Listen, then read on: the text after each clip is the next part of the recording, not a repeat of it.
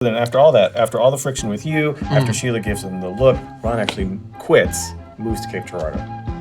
Well, he does have family down there, so still. Hey, I got a question for you. Yeah.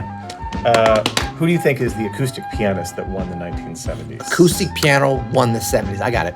3, 2, 1 at the same time. Ready? 3, 2, 1. Keith Jarrett. Okay. Woo. What's your favorite Keith Jarrett name? 3, 2, 1. Facing You. Okay, good. Expectations. No.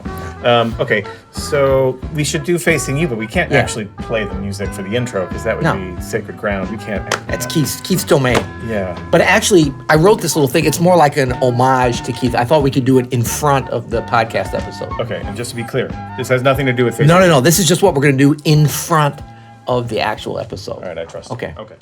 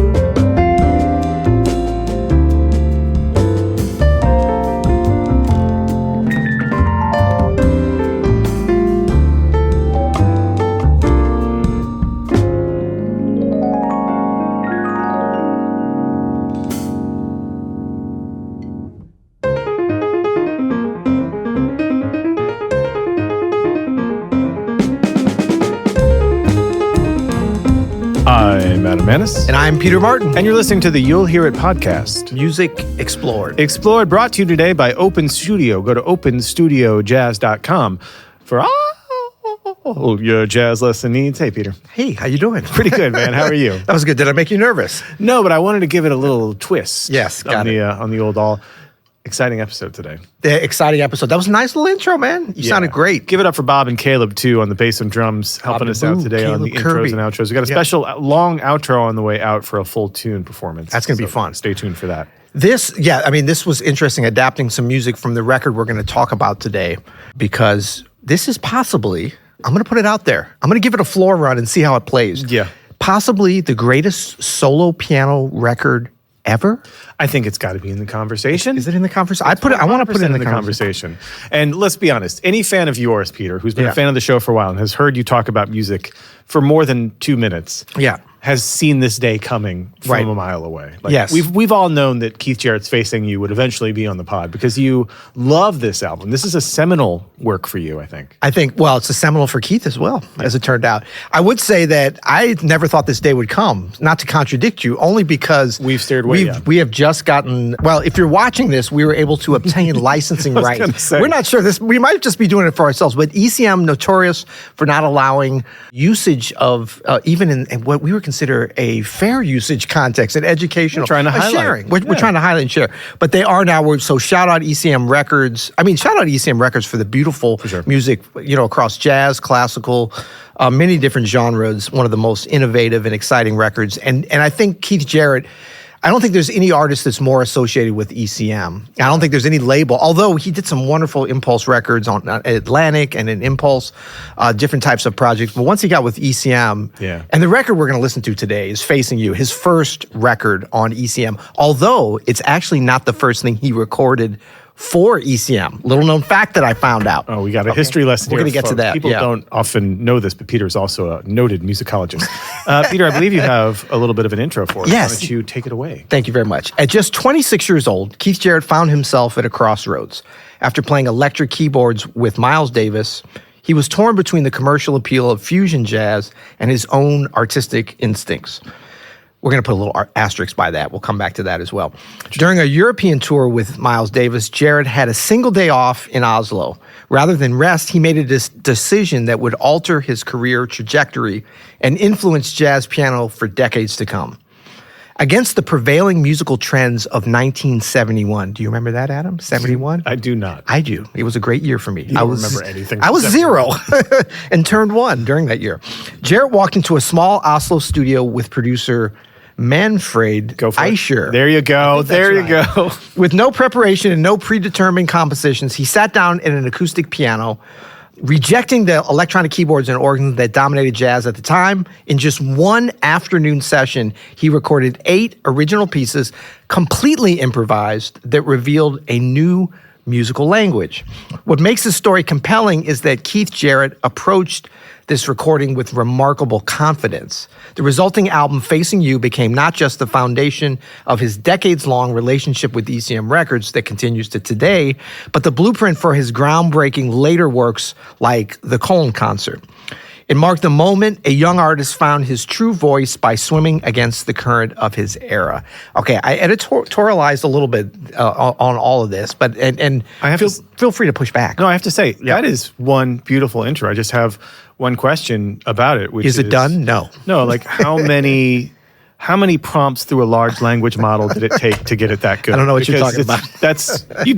That's way too good for you to have written. That's great. This single afternoon's work in Oslo became a turning point, not just for Jarrett, but for jazz piano itself. How an act of artistic intuition by a young musician transformed into an enduring legacy that continues to influence pianists today. Dang, I'm excited to talk about Keith Jarrett. We never get to talk about Keith Jarrett because we've always been kind of afraid of the big bad, ECM monster. But I'm stoked to actually go through this. One of our all-time favorite pianists. I don't know if you could play piano deeply for any amount of time and not discover his music and be like, what? Yeah, exactly. Going on? And let's go ahead and call the elephant out that's in the room. Yeah. And that is maybe a little bit afraid to tackle Keith Jarrett because he is and always has been a little bit of, super opinionated, perhaps viewed as prickly. Not by us. Not by us. I just assume he would hate it if he ever saw us talking about him or his music. So I'm resigned to that for sure. Well, if he's watching this, much love and appreciation really, for not just this beautiful artistic work. Thank you and congratulations on the lifetime of art. So Keith Jarrett, 1963, graduated high school in Pennsylvania. We're not going to go through his whole thing. Just some key points. He went to Berklee College of Music, which I didn't realize, very briefly. And then by 64, he was already in New York City. To this day, a lot of musicians end up in New York. They go to school somewhere or whatever. I always think it's interesting going that far back into the 60s that was already happening. Place to be. And then he was playing with Art Blakey by 1964, 1965, which is kind of crazy. It is kind of crazy. Yeah, let's check this out. This is 1966. Okay, cool.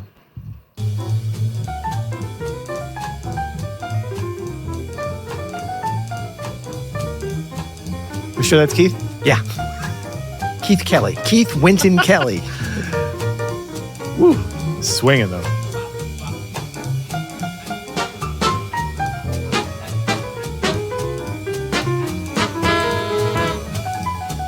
That is Keith. But you already hear some. You hear him coming out. Like the pianist he's developing into is starting to emerge. But I think what's interesting about that is you really hear the hard swing that Keith could do and did do in the right situations. Because when I was coming up, there was a little bit of a backlash against Keith Jarrett, especially playing with his trio, that like people were saying that he couldn't really swing. No, I mean, important like jazz musicians that I looked up to were saying that. Yeah. Oh, interesting. And I mean, I don't think that was ever the prevailing mood, but when I first heard him, which certainly wasn't this record, I loved his playing. You know, I think the first stuff I heard was like Standards Volume 2, and then Standards Volume 1, and then during that period, pretty much in real time. And I always loved his playing and felt like when he was just tipping that he had an incredible feel. Those live at the, I mean, this was a little bit later, the live at the Blue Note, not my favorite jazz club, shout out Blue Note, but one of my favorite records. He did a box set on CD. It's an amazing record. Man, he's swinging his ass off. So, I mean, you certainly hear like sort of the foundation, the tradition. And then shortly after this, he started playing with Charles Lloyd in his famous quartet. First, you know, really started doing his extensive playing with Jack DeJohnette, who to this day, you know, was a compatriot of his and musical partner for sure. Also, shout out to Charles Lloyd, making amazing music back in the late 60s when Keith is playing with them. Making great music today with some young musicians. If you haven't checked out Charles Lloyd's latest stuff, it's a beautiful, beautiful I just heard him in Palm Springs like 6 weeks ago, and he's still doing his thing at a super high level. Yeah. Of course, they had Forest Flower live at the Monterey Festival, which was a massive record. I mean, they were one of the most popular acoustic jazz groups of that late 60s period when a lot of the other players were, I mean, like they were really sort of the biggest thing, especially with sort of the, can we say the hippie crowd? Well, they kind of had a hippie following. Yeah, but what they did was a little bit of the impossible at that time, which is to make the acoustic jazz set seem fresh. Yes. Like what they were doing was fresh and new and energetic, and a lot of that was Keith's energy. Absolutely. And I mean, Charles Lloyd, you know, he really, like, he would go to venues that were not just the Village Vanguard. He would go to, you know, folk festivals and colleges and stuff like that. So a really important period. And Keith was in the thick of that. And then, so I mean, he went Blakey to Charles Lloyd, others, and then right to Miles Davis. Yeah. I mean, obviously a huge talent that everybody was identifying, coming right in that lineage of Herbie Hancock, well, Wynton Kelly, Redgar, all the great pianists with Herbie, right up to Chick Corea. And he played with Chick around the same time with Miles. And then that went right up to this period. He was still playing with him in 71 when he made this record that, you know, Facing You, his first solo piano record, his first record for ECM, and something that he'd done a little bit, but it sounds like he hadn't done a whole lot. Well, let's hear him talking about like the genesis of just sitting down and improvising, no tunes, no I'm going to play standards or whatever. It started out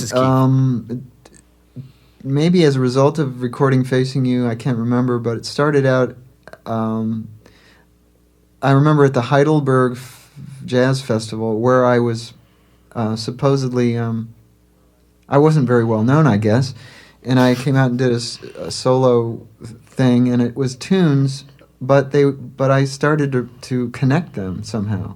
Like I'd have these transitional parts that connected everything. And then that somehow just moved slowly into the expanded solo concert where there are no songs whatsoever and everything is improvised on the spot. I don't know. Someone once sent me a note from the audience that's saying, "You must be awfully alone. You must feel awfully alone," or something like that. And I realized when I read that was true. It is a terribly it's a lonely thing to do. I mean, you're not even bringing material along for companionship. So that's from an interview with Terry Gross, Fresh Air, NPR, I think in the late 2000s. Yeah, that's a classic interview at this point. Yeah, it's an incredible interview. Terry Gross went deep with Keith, and it was really, really insightful. Yeah, and the whole thing's available on npr.org. You can check it out.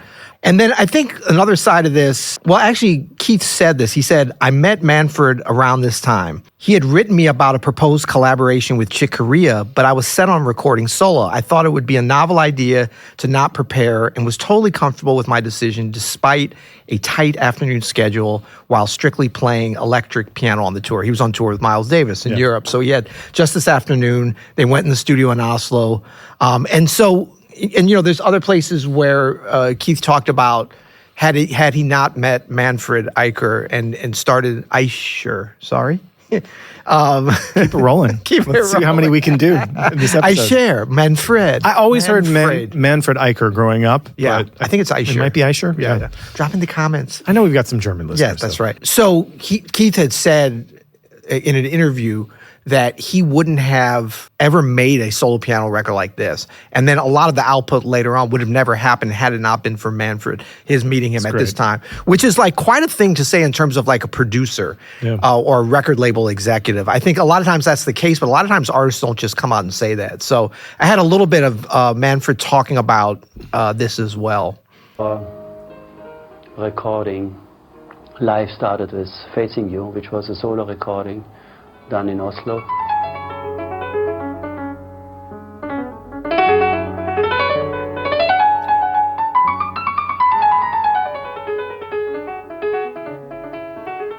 We decided to do that after a long walk in Munich after a concert of Miles Davis.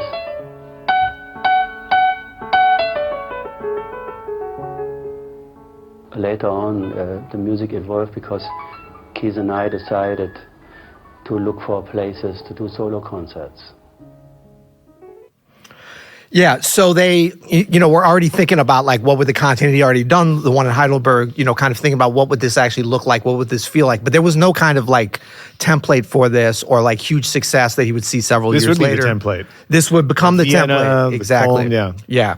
So let's just take a listen to the first track, which is In Front. Yeah. And we can kind of hear about what happened on this day in the studio in Oslo I'm going to tell you about the piano. Remind me to tell you about the piano because I finally found that out. I'll tell you after this track. And by the way, this was the track we played in front of this episode. Your beautiful arrangement. Why you got to compare it to that? No, your arrangement was killing. I loved thank it. You. Thank you. It was fun. So here's In Front, the first track of Facing You, Keith Jarrett.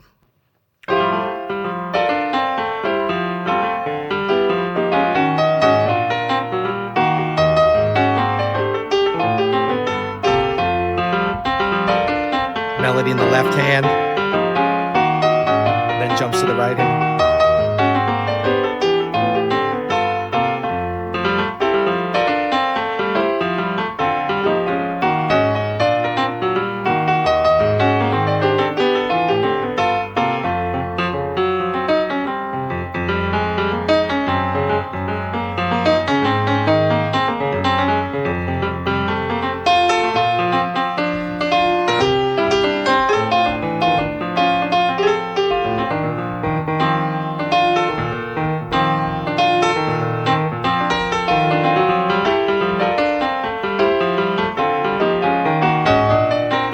Change.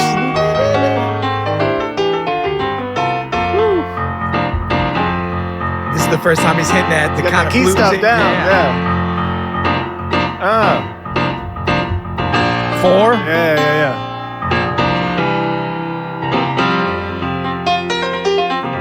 And then he's kind of sussing here now, as opposed to the major sound. It's definitely a case too that. Check this out. This line. Woo! That's all we need? Yeah. This is one of those albums I always think of every time I listen to it. First of all, it lights you up because this opening track is such a great track. But that specific style we now take for granted because it's been just ripped off endlessly and endlessly. Yeah. You know what I mean? But like to hear that sort of, that plagal cadence at the end of that whole thing, that's Keith's like hallmark, especially of this era and into the 80s. And I can't get enough of it. Yes. It has been overdone by other people, but this is the OG here as far as like this combination of like jazz virtuosity. Right. Of like really steeped, as we heard in bebop and post-bop and Wynton Kelly and swing and can play with Art Blakey and all this stuff. But then through this lens of, albums leading up to this are pretty remarkable as far as like watching a young musician's journey get to this point. And then I feel like this is like a turning point. You know what I mean? Right. This album, for some reason, I don't know if it was for Keith, but it certainly, looking back with the hindsight of time, seeing it seems like he like found something here. You know what I'm saying? Absolutely. And I think what we can take from like, how did he get from the Wynton Kelly-ish sounding kind of bebop line? Like you hear those and there's like a swing and a lilt, even though it's not in strict time Well, and we're going to get to the part where it does get into strict time, where it's much more kind of rootsy, bluesy, gospel-y, folky, almost kind of country sound. Buddy, the swinging thing I don't understand. He's always seemed swinging to me. Yeah. His time is one of his biggest strengths. Oh, yeah. And even at this beginning, I just want to play this again because, like, you can't say where the time is, but it's in time, right? And it kind of gradually does get into it. There's a pulse. You can... Right. But it's not like 1, 2, 1, 2, 3, 4. But it's starting to hint at it. It's such a cool way to get into it.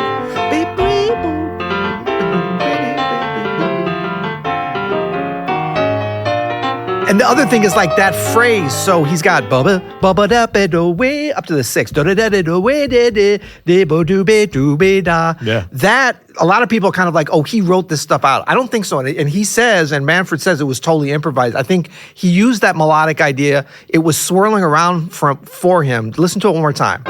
And this is in the left-hand side. And then counter melody or secondary melody. It's so logical in the way it fits in with the harmony, right?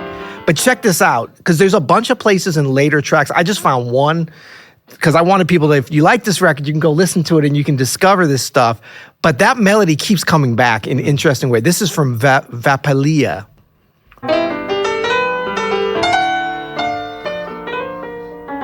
But kind of an interesting way. Instead of like he's playing with this on the entire record, you know? Common thing that would happen later in his other solo improvised concerts where you could hear themes come and go throughout the entire performance. Yep. So in front, he's doing all this great stuff. Later on, I'm going to skip ahead to the part that you like. Everybody likes. I love the whole thing. But like, how does he get here? Oh, I'm glad he did.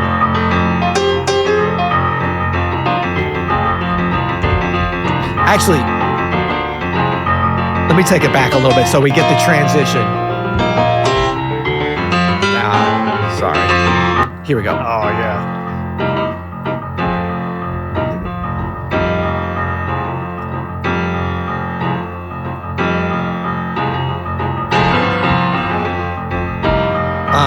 Thick, right? Kind of swampy a little bit. Hey.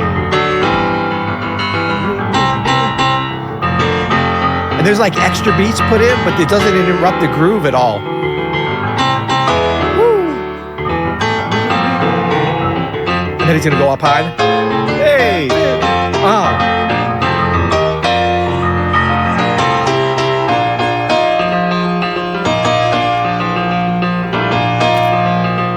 That freedom.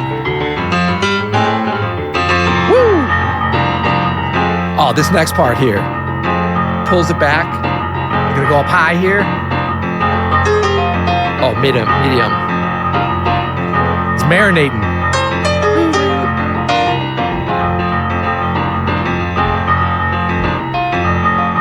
This is vamping on one chord. Woo! Still over the 1, ostinato to the 2.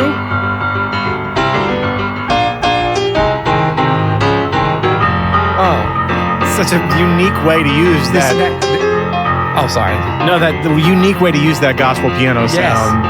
You know what I mean? The sound of the black church. Yeah. The way that he's weaving it through these different keys like that is blues. 2 chords. 4. Back to the 1. Is that in your neighborhood? Dang. Now this part, when he goes up high, check it out. Woo! Oh.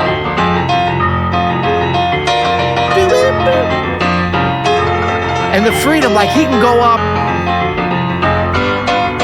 whenever he wants. It's not like a strict time, right? It's like let the music flow. The groove is constant. I have some notes. It's pliable. This is very much, I don't want to read too much into it, but honky tonk and blues. Gospel. Gospel for sure.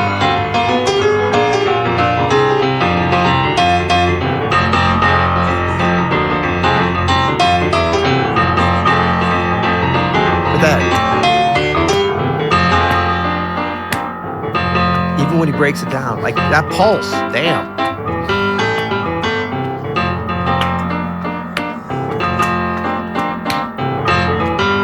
He had a confident pulse, damn.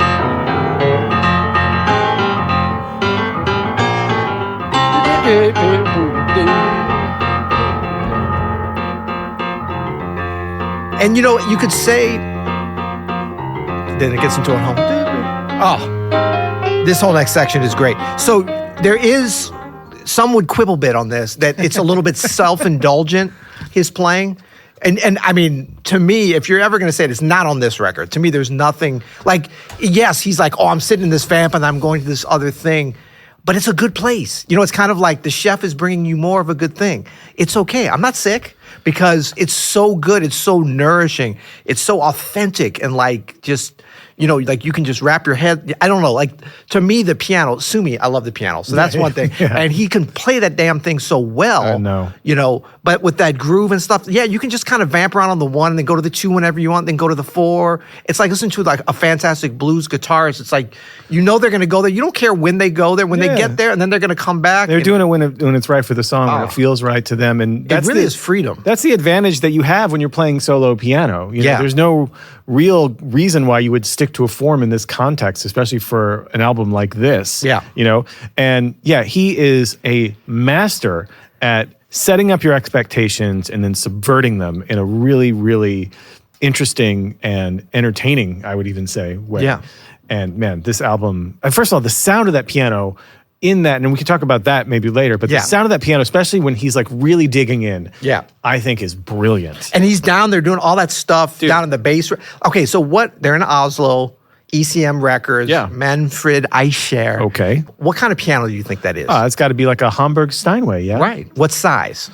It's probably a 9-footer. Right. Well, you'd be wrong, but lop off 4 feet from that bad. Well, 3 feet 2 inches. That's a 5'10" Steinway, which is like what they used to call an O. I think its closest size is to an L. Smaller than that bad boy right there. Yeah, we got a B here. Yeah. So it's smaller than a B. I think it's a little bigger than an M, but it's 5'10". Interesting. And you know, I always thought, because of the way that this is mic'd, this record, and we're going to talk about, there's some distortion on this. I think it's good distortion. I think it's like Jimi Hendrix. Let's save it for the categories because I have some thoughts on the sound too. Yeah. You know what's really cool about that actually is that would never happen probably after this. Right. Where Keith would agree to record on a piano. That's Although it's a cool sound. It's a great sound. Although he became very particular about like Hamburg Steinways, 7-footers, your Bs like this in the studio. He didn't like being 9-footers in the studio. He's like, those are for concert halls only. I agree with him. He was very, I think in a studio, the best experiences I've ever had recording have been with 7-footers. Yeah.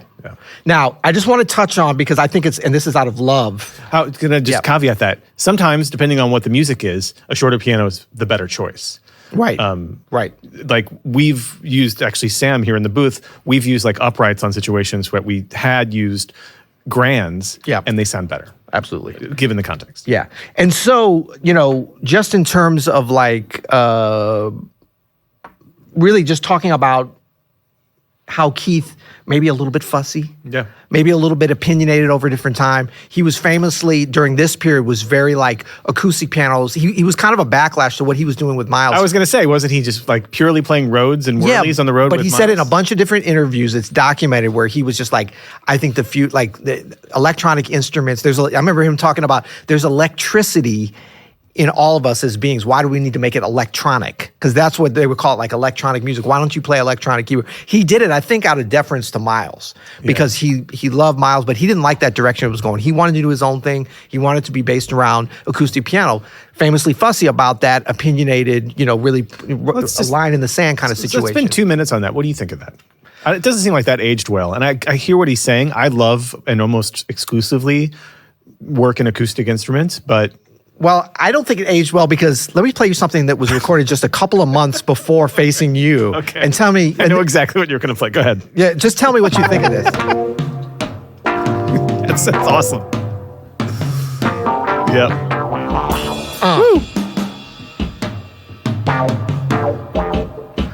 That's not a Hamburg Steinway, buddy. I would like to hear him do a full Vienna solo style concert with this thing. I totally would. Wouldn't that be amazing? What is it? I love this record. Jack DeJohnette? Jack DeJohnette duo. This is, what is the name of it? Riot, Ruta and Daicha. I'm saying that wrong. Say again? The name of the track is All We Got. What's the name of the album, though? And this is technically his first ECM recording. Notice how he's not answering. Oh.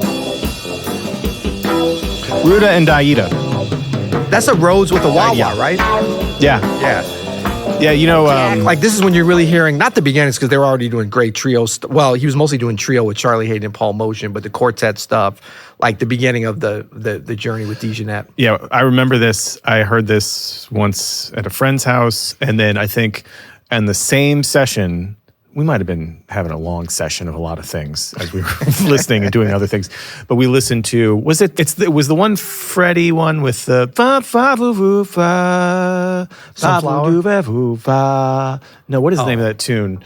But it's Herbie on a Rhodes with like a Morley wah pedal. Okay. And I had just found a Rhodes from like some basement in High Ridge for $300. It was in bad shape, but we got it going. Yeah. And then I found a Morley wah pedal at a guitar store down here in downtown St. Louis, and I was like, I'm gonna sound like Keith Jarrett and Herbie Hancock, and I did not.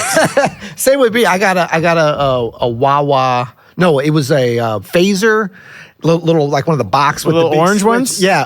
On the Rock Road, as we call it. Hell yeah. What is it? McMurray Music? McMurray Music. Come on now, man. Yeah, buddy. But yeah, so that's All We Got from 1971. So this was actually, the reason I say it was the first, because they recorded this before.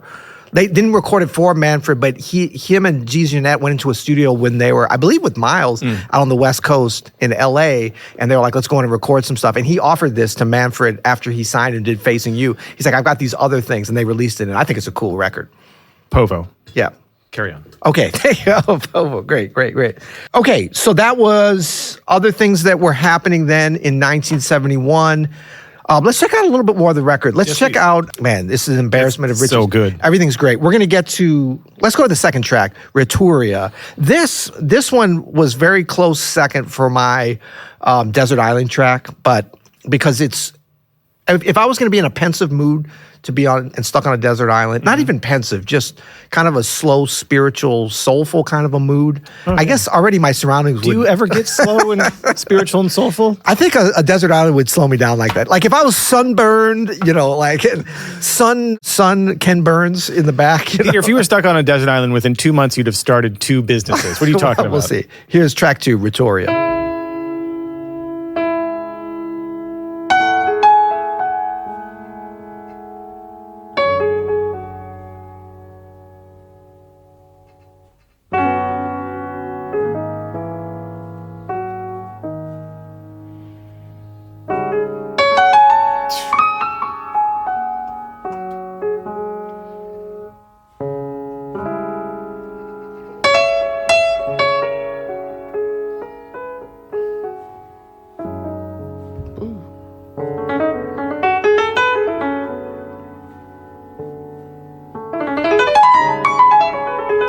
Sounds like...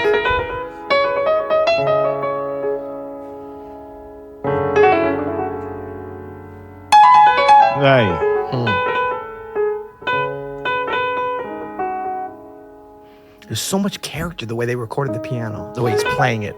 Yeah. Oh. It's the way he's playing it. There's certain characteristics to the way they recorded it, too, that I have questions about.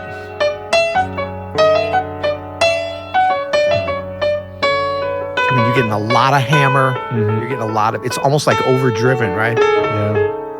Well, there's a part where it does over.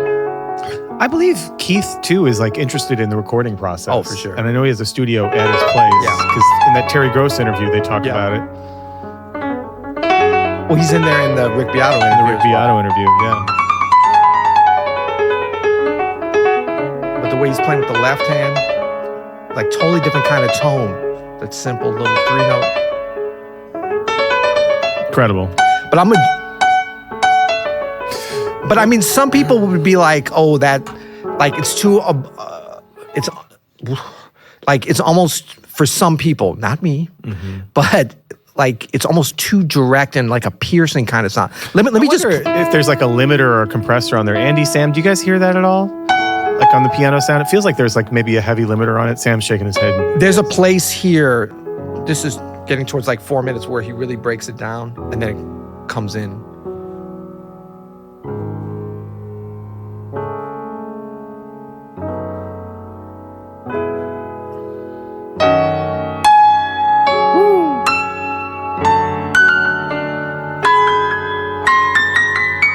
Sounds like bells, you know.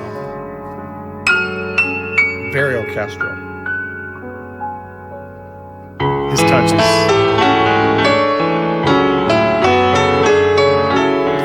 Couple things. So, Keith Jarrett, notoriously one of the great touches of all times on the piano. And in fact, in that same interview with Terry Gross that you were playing earlier, he talks about how he was trying to develop, in conjunction with some engineers from Steinway, a piano that didn't have the break on it that typically they have. I forget, the escape. The escapement, or so that, you know, as he demonstrates, I think in the interview, you can press a key all the way down on the piano. If you do it soft enough and slow enough, the hammer won't strike and it'll just come back down and the key is all the way depressed. And that's a drag if you're trying to play softly. And that tells me that Keith has this level of control where he can play as soft and, of course, as loud as he wants. Another characteristic, especially from that track, that you realize, and for all of us who are big Keith heads, it's the first time anybody's ever said that, but it seems attainable almost. Like his style of playing, it's sort of like, it's like Hank Jones, not in the same style, but in the characteristic of like when I hear Hank Jones and when I hear Keith Jarrett, two great pianists, I think like, oh, that seems doable. Right? Like technically. And then when you try to mimic it, you're like, huh, that is impossible. Like because there's the details, which aren't flashy details, but it is things like touch and feel and little harmonic things and counter melodies that are happening that are controlled so beautifully that it does make the overall product seem, first of all, light and easy and melodic, which is why I think we are under the misconception like this must be kind of easy to play. As someone who has like just monster chops like Kenny Kirkland or something, like you hear that and you're like, oh my gosh, that's hard to play, right? But this is like, oh, it's so beautiful and melodic, and I think I can mimic this. And you go to do it, and it's like you're so far away from that end product because he is not using his immense technique for flashy things. I mean, he's got flashes, but it's not flashy. What he's really utilizing some like really incredible piano technique for are things that make it sound just more human and beautiful, and those are my favorite piano players. Absolutely. And I mean, I think it's that combination with Keith of just extreme control, like really just very high level of piano technique in terms of control. Like the dynamic range, just off the charts. It's everything, control. It's the actual chops are off the charts. Oh, the when chops he goes for it, it's incredible. But it's like that control, that very essence of like bringing out all the things that can be orchestral about the instrument, combined with his really deep, soulful connection with music that kind of defies categories in a way. And I think that's why these records are so closely loved and held. And in the case of Köln Concert, a couple of years later, you know, I think it's the biggest selling solo piano record of all time. Beautiful record. But the reason it has this sort of crossover appeal is because he does touch on country and folk, and it's not a jazz record, but he's a great jazz pianist. It's not a blues record, but there's like strikingly bluesy stuff happening throughout it. So it's like that connection with what I humbly say is the greatest instrument of all time. 100%. I don't think there's any question, and anybody listening, if you don't think that, you know. But then he's also an incredible musician, like composer. Of course. So he's creating, but this is all like spontaneous improvisation, so it's easy to think, oh, he's just a great improviser. That's what's so exciting about this period, 1971, when this album came out, is he's about to prove to the world with the succession of records in the 70s that he's about to really like crush the 70s with a bunch of different groups and solo recordings. And playing the saxophone, and like, you know what I mean? Speaking of that, playing percussion, and like doing all this crazy stuff, and he's about to take off into an artistic direction that I think is just unprecedented. One more thing about his technique, I saw him live once in Newark when I was living in New York. We took a train. Newark. We went out to Newark, New Jersey, to see him at a theater, and it was like he played at one point in the concert, it was a trio concert, but he played a solo intro to something. And at one point he played a chord where, speaking of like the unflashy virtuosity that he has, he played a chord where he brought out a couple of notes in the chord a little more than others. And the entire hall gasp at the chord, which is something that just doesn't happen very Yes. often at a concert, where it's like you gasp at like emotional moments where there's a Or for pitch. everybody kind of to have the same Right, but he plays a pull. chord, and it was just like all of our hearts just melted down our legs, and it was we were all feeling that. You know? Yeah. It was a special night. That's great. That's great. I've heard him twice live, and moments like that happened. I think that was kind of a regular thing. And I think he gasped at his own. You can hear it on this record, and that throws off a lot of people. Be like, "Wow, are you full of yourself?" He's like, "No, he's connected with the." This is me editorializing a little bit. Please do. That's what the show's Oh, it's a about, bro. podcast. Yeah. Fact checkers. Come on. But like he's responding to that too. Like he knows that he's the conduit for those special moments. And then on the macro level of creating this whole thing that makes sense, that's not just an endless supply of special moments, but it's a cohesive thing. And that's why I say, like, as a composer, there's that whole element that I think comes out of this, as opposed to just like the first thing we heard, this kind of, I know how to improvise over rhythm changes. For kids, you got to learn that too, though. You got to learn that's where it starts. But check this out. This is also from 1971. So we listened to the Dijonette duo, the All We Got, Facing You. These are all within a few months of each other. This is with his American quartet, Dewey Redman, Paul Motion, Dave Holland, Charlie Hayden. I'm blanking on that, sorry. But this is Toll Road from a great record called The Judgment.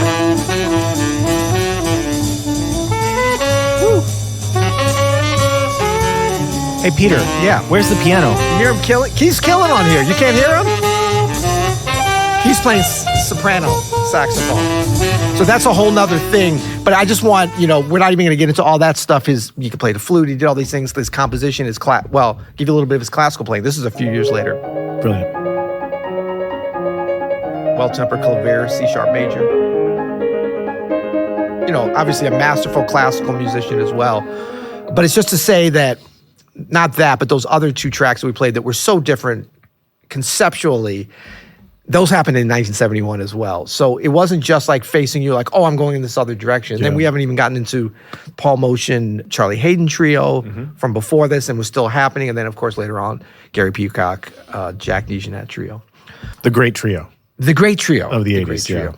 Let's get into some Desert Island tracks. Oh, heck yeah. And let me just throw this out there, too. I know I kind of mentioned in the title, Greatest Solo Piano Ever. These are some other ones. And look, it's not important to say this is or this isn't, but I put this in a group, the ones that I made a note of, and these are just personal loves of mine.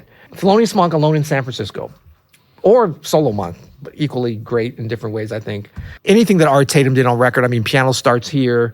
There's a record, I remembered Earl Hines playing Duke Ellington very late in his career. I believe it was even the early 70s. It might have been late 60s. That I think is just masterful solo piano playing. Super enjoyable. Sullivan Fortner, Solo Games, friend of the pod, friend of the Open Studio. Absolutely. And then also Bill Evans Alone, which is not, I think there's a track on there, Never Let Me Go. I remember when I first heard that, I was like, wow. Solo piano, just Bill Evans. There's that Conversations with Myself where he's overdubbing that most people talk about, which is great too. But I know that Never Let Me Go, at least that track is just true solo piano. But that's the kind of stuff I compare this to. Not compare. That was throw it into the... Well, that was your up next there? No, that's just is this the greatest solo jazz piano ever? Is this the greatest solo jazz I'm piano? just throwing that in there. I'm going off script, buddy. I think this has to be in the conversation with a couple others. I think the Köln Concert, Vienna Concert need to be in that conversation. Oh, of Keith's, yeah. Keith's. Well, what about those other ones? Would you argue any of those? I'd definitely argue those. There's a couple of Hank Jones. I believe it's Satin Doll, tribute to Duke Ellington, which is 1976. So a little bit later in Hank's career, and incredible playing. There's some Duke Ellington solo piano. There's some Duke Ellington solo piano. I know. Yeah. It's interesting to think about the lineage and just, because we talk about it's always like trio. What's the greatest trio record? And Oscar Peterson. There's Oscar Peterson on the everybody. Some of my best friends. Did you have Monk on one of yours? Yeah, that was what I said first, buddy. Okay, sorry. You paying attention? Sorry. I said Solo Monk or Alone in San Francisco. I'd say Alone in San Francisco. I'd say Solo Monk, but we'll agree to disagree. But Facing You goes right in here for sure. I think Facing You is amazing. Okay. What do you have for your Desert Island track? I have Lalene. I think Lalene perfect. is. So do I. Yeah. For your Desert Island track? Yeah. I changed it. Oh, okay. Sorry. Yeah. Then I'll take In Front if you want. Okay. No, I'll switch to In Front, but I also have Lalene. Yeah. I think that's good. We can coalesce. I changed it because I was thinking Retoria In Front, but Lalene, let's take a listen to this. This is the third track. We're not going to get all the way through this record, We're going to get through three tracks. We're going to get through three tracks. But this is also my apex moment. Can we listen right up to the apex moment? Because it's pretty early. I mean, yeah.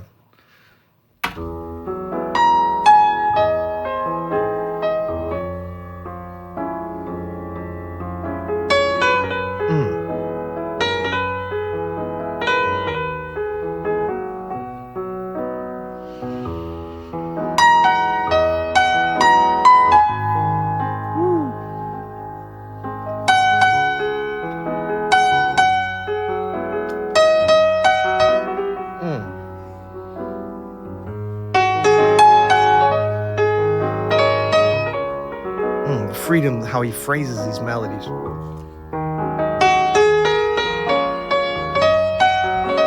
Those grace notes.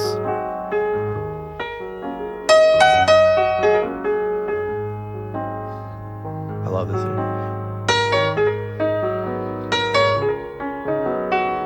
A little bit of... I've ripped that off so much, that Yeah. phrase. It is. It's a Glockenspiel. Glockenspiel. Okay, we're coming up to my apex moment. I'm just going to raise up my hands when we get there, Adam, okay? Like I'm in church. Like Raise I'm it in up. church. Lift them up.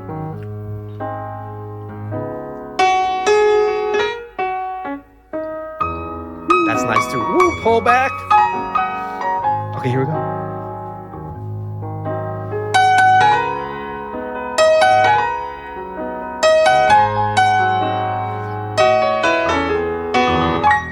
Come on. When he hits that, I gotta listen to it again. I'm sorry, I'm greedy. When he hits that sus, man, it's got such a like, and that's, you know what? That's from Thelonious Monk, I think. I don't know. He'll say he heard. I mean, I've heard Monk do that exact same voicing. It's interesting. Oh, he said, oh, He knows it. check it out.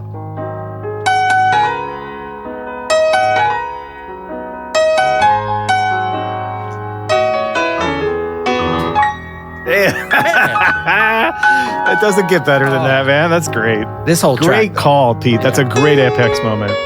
Well, I mean, since we're both going Lalene, I'll take that as my apex moment too. That's it. What about bespoke playlists? You've got some good ones here. Okay, so I've got fussy jazz masters. Absolutely. Not fuzzy. Could be fuzzy jazz masters. And I'm He thinking, was slightly fuzzy at this time. well, just because I don't want to make it like, solo Keith classics. Yes, you could put this, you could put Köln Concert, you could put the more recent Live in Hungary, some really cool different things. But to me, like, I like fussy jazz guys. And I'm Absolutely. thinking, I'm looking at you, Wynton Marsalis. I'm looking at you, Miles Davis. Oh. Highly opinionated, yeah. This is what's right, this is what's wrong. You know what? I might even be looking at you, Manfred Marsalis, as well. And like a little dogmatic, but in a way that I think is deeply connected with jazz music. Like there's a tradition of that. Jelly Roll Morton, I'm looking at you. You're talking about I'm the inventor of jazz. There you go. Yeah. But people that are, first of all, just are incredible artists, but they're a little bit fussy. They're a little opinionated. They're not going to just go along with the machine. Keith famously said, this music isn't for all different what I create is special. He's like, I'm not going to take this on Johnny Carson. Yeah. I also like this attitude. It's not the attitude that I'm able to cultivate in my personal... You're not a fussy jazz. You're a jazz master, not a fussy one. I'm way too Midwestern to be that fussy. I really am very much a labradoodle in this situation. You know what I mean? Yeah. However, I really love when an artist like this gets fussy. I think it actually... Oh, I'm going to throw in a little personal one too. Sorry. Hold on. Diane Reeves. She can be a little fussy. Just throw her in there. Also in a good way. Yeah. Here's what I'm saying. We were just kind of talking is the fussiness part of an ego thing? And I think it's actually part of the death of an ego. I think people like Keith and we even around here with some of our open studio artists, I think about Fred Hirsch, they're just not afraid to tell you the truth about things in the way they see it. Right. And that can come across, especially for round-faced, potato-eating Midwesterners like myself, that could come across as a little bit, harsh in some circumstances. But they kind of know that, and they're okay with you thinking they're harsh because they're doing it for their art. And I freaking love it, man. I do too. And I wish we could get 10 more people on this list that are like that. Because Fred it's Hirsch, really, we're going to put him on that list. no, but and by the Jeffrey way, Keyser? it is all love. A little bit. Yeah. They all have. Keyser is also Midwestern, so he's got That's a right. He's softer got it edge mixed to in things. there. But he is very, very honest, and I think he's a master. But I think that practice of honesty and the practice of telling you exactly what I'm thinking, and because I know how I feel about it, and it's true for me, Right. is the same process you go with in making your art as well. In that Yeah.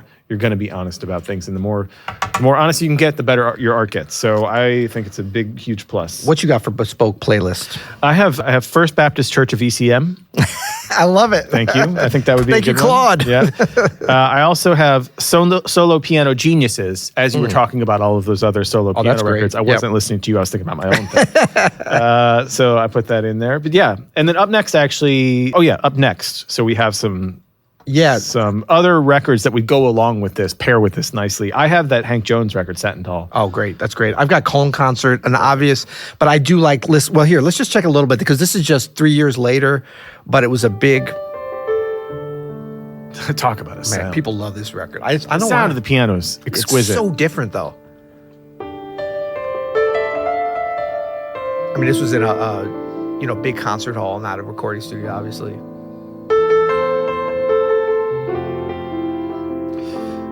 This is the perfect album to put headphones on and close your eyes. Yeah. And just listen all the way through. Some Bang & Olufsen, hopefully, or higher. Only. Powers and Wilkinson. Wilkins.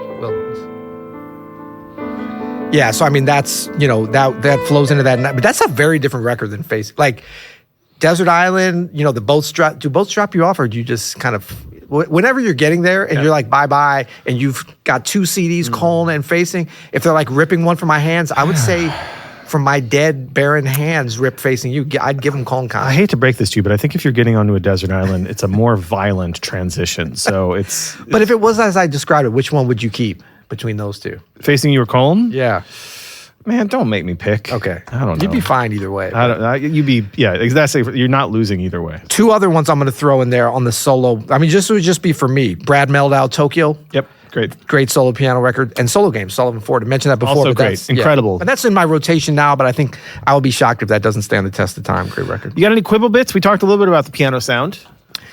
Yeah, I mean, I don't have a quibble bit. I think people do, and they've talked about that. I love it. I also love it. It's not a super accurate sound in a way, but to me, it's very accurate for this record. It sounds awesome. It sounds awesome. Is it distorted? Is it overdriven? Is it compressed? Probably. Is it a short little piano? Yes. Yeah. I mean, maybe that's why they did that, because but I just think sometimes, like, out of pressure and stuff, beautiful things are made. Dude, I feel the exact same way. I actually wouldn't change a thing about it. I think it probably, the length of the piano, with Keith knowing it or not, probably affected what he was doing, and it gave us this special performance. Yeah. I really do believe that kind of, even those minute differences in the way things sound or feel can, especially when you're doing something that's this micro as far as the attention to things. I really think it's special, and I like it. And like I said, one of the cool things about it, I didn't even know it was a short piano. Yeah, but hearing you say that again, he's not doing this anymore. Like, he would never record on a piano like this after this. But in a studio, he did record on small. I mean, 7 foot for 5 foot 10 is not a huge difference. We know we look at it as a big difference. I think for most people, it'd be like, oh, it's still a great piano. By the time I was born, he was already like, please give me a 9-foot Steinway every time I go in. And I might slap you in the face if it ain't the right kind of 9 foot. That's right. Like traveling with his own 9-foot Steinway around Europe. I think 2 other quibble bits I have. His vamps keep going, and they're perfect, and they're too great. His vamps are wonderful. It sounds like Is that a quibble bit? Like a compliment Is that a compliment sandwich? Cobble bit? A cobble bit. That's a compliment sandwich. So, other things, I think he gets too bluesy. So he's too good. I think he gets too bluesy on this record. Are you serious? I think his lines are too clear. No, I'm kidding. So no quibble bits. This is I don't have a quibble bit. I can understand how people would. Do you have any? No. I don't want to say that it's the perfect record, because I mean, it's not like... Well, okay, but here's the thing. But there's nothing that I wish they'd done this. Is this the perfect... Here's a great qualification you can think about. Is it the perfect record? That's impossible to say. Did they perfectly capture what they set out to capture with this? I have no idea. I think they did. I think they nailed it. I think they nailed it. But how do you know if he played, he nailed it. But how do you know that that's what they set out to do? I think this might have been different than what they thought it was going to. I think because of the improv, if it really was totally improvised, then I think they had no idea what it was going to be. I don't know. I feel like if their idea was to capture, if Keith's idea was like, I want to capture this spontaneity that's been happening in these concerts where I'm playing these tunes and I'm all the in between bits, capture the spontaneity. They did that. They nailed that shit. Yeah, and that happened, and it's delightful for everybody who listens. So, and this is the rare record. Actually, some of those other ones, like Monk, Alone in San Francisco, that might be the only one out of those. I would say. I mean, Piano Starts Here, Tatum, although that's a different kind of record. But both those records, like this one, I love Piano Starts Here. Sue me, it's a perfect record. But no, all 3 of those records, and not exclusively those, certainly Kind of Blue. We can talk about the class, but like to me, you listen to them from beginning to end. and there's no lull. I mean, yes, there's emotional ups and downs. There should be. There's a story. Yeah, but there's no like, oh, this track was, Okay. And so to me, from that thing, how can you have a quibble with it, We're quibbling with our own category here. So what about accoutrements? What about the covers? I gave it a 9. I give it an 8. I mean, it's great. I probably should give it a 10 because there's nothing wrong with it. I think But it's beautiful. It's not like if you wanted me to name the greatest jazz record covers of all time, it wouldn't come to mind. But it's great. I think it's a great image. It's great composition. Keith looks amazing. He looks cool. He looks like how the record sounds a little bit. Yeah. Black and white, cool. A snobometer. I will say it's very different than what ECM became, like such an iconic thing. Yeah. It's not an ECM-ish type of record. Snobometer, Peter. How snobby is this album? I mean, it's either a 9, a 10, or a 1. I can't tell which. I've got a 10. You've got 10. I've got 9. It's okay. super snobby. Yeah. Okay. But is it? Yes.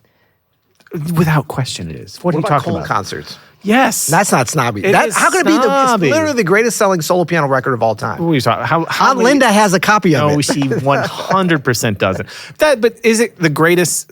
We can quibble about that, but I don't know. I think this. Well, we're is close. I'm at 9. You're at 10. I mean, the thing is, like, this is a record, Köln Concert for sure. But I think this one too, that like a lot of classical piano aficionados have, and they might not have like Thelonious. Oh, they might have Monk, but they're not going to have like. And they might have Bill Evans too. Now, But no, what I'm saying this is- is one that a lot of non-jazz fans are like, oh, that's jazz. Oh, I do like jazz. I think the Köln Concert, and this is no knock on Keith or the album itself. It's one of my favorite albums of all time. It's one of my favorite moments ever captured in music. But I think it did catch this wave of popularity. Yeah. Almost like I don't want to say Reader's Digest or something, but like Wyndham intellectuals. Wyndham Hill-esque. Yeah, well, intellectuals were like, that's a great album. And Right. so then it just like, oh, that's the jazz album we should listen to this year kind of thing. You know what I Yeah. mean? Not that doesn't deserve it. It deserves as big of audience as possible, but I don't think it's not snobby. But wouldn't the duo record with Ruta and Daida from the same year, wouldn't that be 10 on the snob? Yes. Because everyone's like, then that would make this much lower. Than Keith everybody knows it. Well, I don't know. Keith We'll even see. said himself, he's not going for Johnny Carson here. Going for Manfred Eicher. Better, better than KOB. No. Okay, I'm gonna say. Okay, I want to give a new definition for this. Can we? Is there time to do this? I want to say I want to define better. When we say better than Grimace. KOB, isn't this the same as? Is this our personal #1 Desert Island album? Isn't that what we mean by that? No. Well, what does that mean? Better than? Do you think it's better than Kind of Blue? Okay, so let me give you another. Kinda lens. Blue doesn't have to if be you had Desert Kind of Island. Blue and Facing You, which would you rather have on a desert island? Kind of Blue. Okay, so you think this is not as good because it's not a #1 desert island. So I am correct. Thank you. Kind of Blue might not be my #1 desert island. The fun part about this category, Peter, is that we're taking an arbitrary great album, no doubt, but saying we chose Kind of Blue because everybody kind of knows Kind of Blue. I know. So it doesn't even have to be your desert island. It's I'm just- going to say even. And the reason is because if they were sitting there with both of those records and I had to grab one as I'm being dropped off on the desert island, I would be fine with either one. Literally equally. But the Köln Concert and Facing You, I'd rather have Facing You. How many evens do you have on Better Than KOB? Have I had a lot? Yeah, because if everything is even with KOB, nothing is even with KOB. No, but I mean, well, there you go. Drop in the comments if you think that's valid. Speaking of comments, Peter, we've got some great comments here. Oh, good. Please leave us a comment on YouTube. Leave us a rating and review wherever you get your podcast, by the way. And if you want to get super frisky, leave the review on Apple Podcasts. Yeah. You can always go comment on YouTube if you want to if you want us to really get excited. But if you want to go next level, go to Apple. It's a little bit, fussy, but give us a rating and a review. We read them. This is a comment. We do read them. This is a comment from our last episode on Roberta Flack. Why do jazz pianists love Roberta Flack? On YouTube, Josh Morellis 4999 wrote, as someone with very little exposure to this side of music, but absolutely love listening to it now. Y'all are really expanding my knowledge with this series. Please keep it going. Thank you, Josh. And we definitely will. And we'll remind you about the Nerd Nook. I think what we're going to do in the Nerd Nook, I'm going to break down kind of what we're actually about to do on Lalene. I'll kind of show what my thought process on that. Maybe that or in front, the first one that we did. Just a little bit of an arrangement of these tunes, which are actually improvisations. What else we got? I think that's it. Let's go out with a little Lalene with Bob and Caleb. Let's do it. Until next time. You'll hear it.